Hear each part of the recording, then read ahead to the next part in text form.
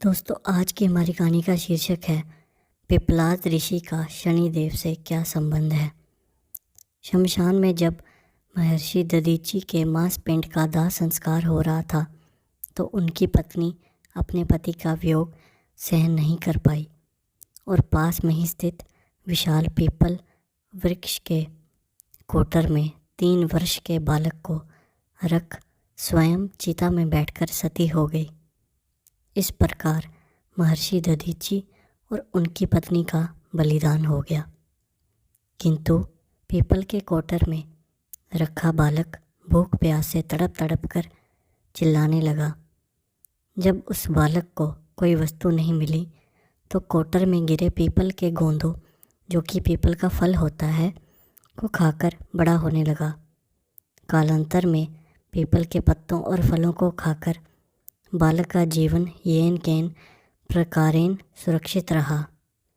एक दिन देवर्षि नारद वहाँ से गुजरे। नारद ने पीपल के कोटर में बालक को देखकर उसका परिचय पूछा। नारद ने पूछा, बालक, तुम कौन हो? बालक ने कहा, यही तो मैं भी जानना चाहता हूँ महर्षि नारद।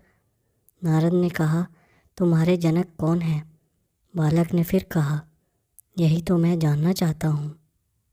तब नारद ने ध्यान से देखा। नारद ने आश्चर्यचकित हो बताया कि हे बालक, तुम महान दानी महर्षि दधीचि के पुत्र हो। तुम्हारे पिता की अस्थियों का वर्ज्य बनाकर ही देवताओं ने असुरों पर विजय पाई थी। नारद ने बताया कि तुम्हारे पिता दधीचि की मृत्यु मात्र 31 वर्ष की आयु में ही हो गई थी। बालक, मेरे पिता की अकाल मृत्यु का कारण क्या था महर्षि नारद? नारद ने कहा, तुम्हारे पिता पर शनिदेव की महादशा थी। बालक, मेरे ऊपर आई विपत्ति का क्या कारण था? नारद ने बताया, शनिदेव की महादशा।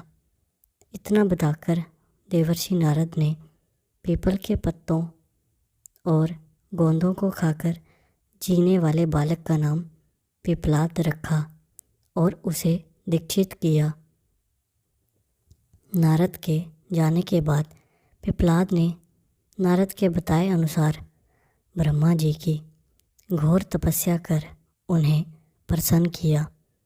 ब्रह्मा जी ने जब बालक पिप्पलाद से वर मांगने को कहा तो पिप्पलाद ने अपनी दृष्टि मात्र से किसी भी वस्तु को जलाने की शक्ति मांगी। ब्रह्मा जी से वर मिलने पर सर्वप्रथम पिप्पलाद ने शनिदेव का आवाहन कर अपने सम्मुख प्रस्तुत किया और अपने सामने पाकर आंखें खोलकर भस्म करना शुरू कर दिया। शनिदेव सशरीर जलने लगे। पूरे ब्रह्मांड में कोलाहल मच गया। सूर्यपुत्र शनि की रक्षा में सारे देवी देवताएं विफल हो गए। सूर्य भी अपनी आंखों के सामने अपने पुत्र को जलता हुआ देखकर ब्रह्मा जी से अपने पुत्र को बचाने हेतु विनय करने लगे। अंततः ब्रह्मा जी स्वयं पिप्पलाद के सम्मुख पधारे और शनिदेव को छोड़ने की बात कही, किंतु पिप्पलाद तैयार नहीं हुए। ब्रह्मा जी ने एक के बदले 2 वर मांगने की बात कही।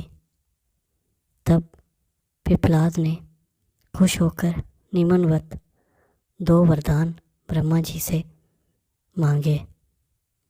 पहला वरदान जो पिप्पलाद ने ब्रह्मा जी से मांगा था वो था, जन्म से 5 वर्ष तक किसी भी बालक की कुंडली में शनि का स्थान नहीं होगा, जिससे कोई और बालक मेरे जैसा अनाथ ना हो।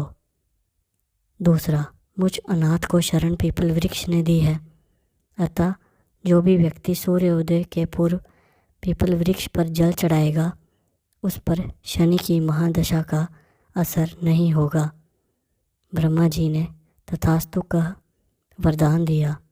तब पिप्पलाद ने जलते हुए शनि को अपने ब्रह्मादंड से उनके पैरों पर आघात करके उन्हें मुक्त कर दिया, जिससे शनिदेव के पैर क्षतिग्रस्त हो गए और वे पहले जैसे तेजी से चलने लायक नहीं रहे। अतः तभी से शनि शनैचरती या शनैचर अर्थात जो धीरे चलता है वही शनैचर कहलाए। और शनि आग में जाने के कारण काली काया वाले अंग भंग रूप में हो गए। संप्रति शनि की काली मूर्ति और पीपल वृक्ष की पूजा का यही धार्मिक हेतु है। आगे चलकर पिपलाद ने प्रश्न उपनिषद की रचना की, जो आज भी ज्ञान का वृहद भंडार है। दोस्तों, आपको यह कहानी कैसी लगी कमेंट करके ज़रूर बताएं। वीडियो को लाइक करें और ऐसी ही नई नई कहानियों के लिए चैनल को सब्सक्राइब करें। धन्यवाद।